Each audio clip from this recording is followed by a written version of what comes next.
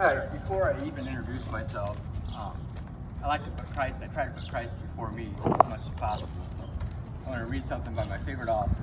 It says, Jesus was being criticized by religious leaders for associating with sinners. And he said, which one of you, having 100 sheep, if he lost one, would not leave the 99 in the open country and go after the one that is lost until he finds it? And when he has found it, he lays it on his shoulders, rejoicing.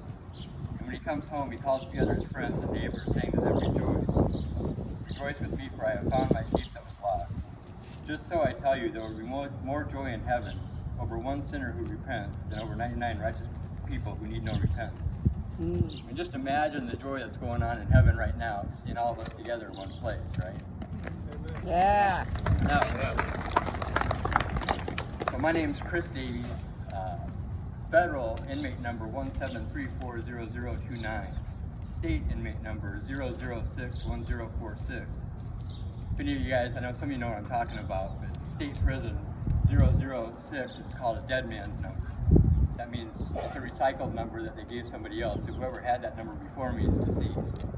But what a great illustration it is for me too, because that person that I was is deceased too. The person that had that number is deceased.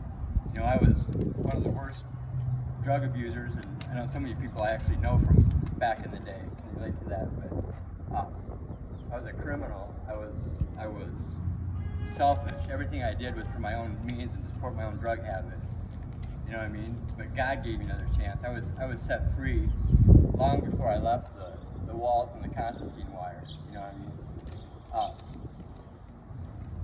Part of the program in Leavenworth was that it's an RDAP program, and it's a residential drug abuse program. And one day our assignment was to think of where we were going to be a year from our release, you know, what our goals were. And there's a lot of people up there talking about, I'm going to get into stocks and bonds, you know, I'm going to have $100,000 the first year, and other dudes like, I'm going to open my own car lot.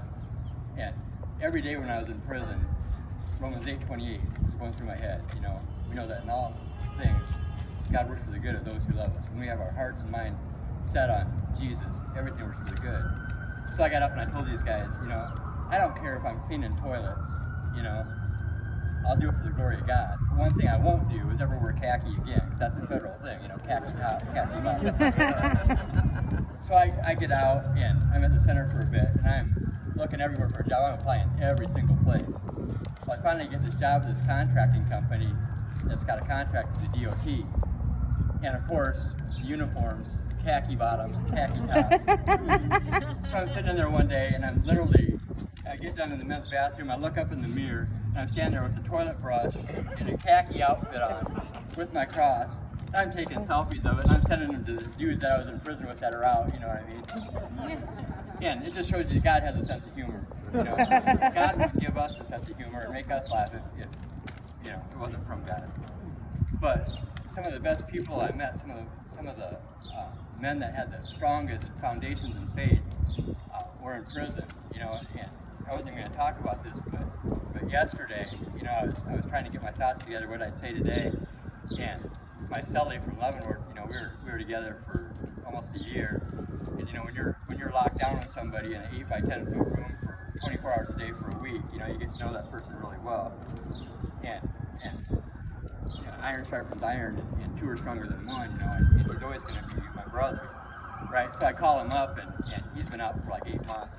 And I go, what are you doing, bro? He's like, hey, what's up? He says, I'm at my kid's soccer game, man. I just got moved from Kansas to Nebraska to be near my kids. And I can hear these whistles going off, and I can hear people talking around him.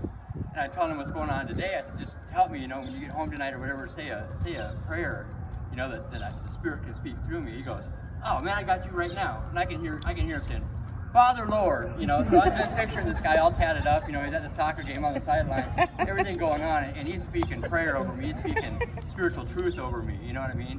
And that's what it's all about, is it doesn't matter what job we have or what walk of life we're in, you know what I mean? There's a good analogy that I heard a long time ago. So you take a rusty piece of iron, you set it on the table, it's just a rusty piece of iron, but you set a magnet next to it, and it's drawn to that magnet. You know what I mean?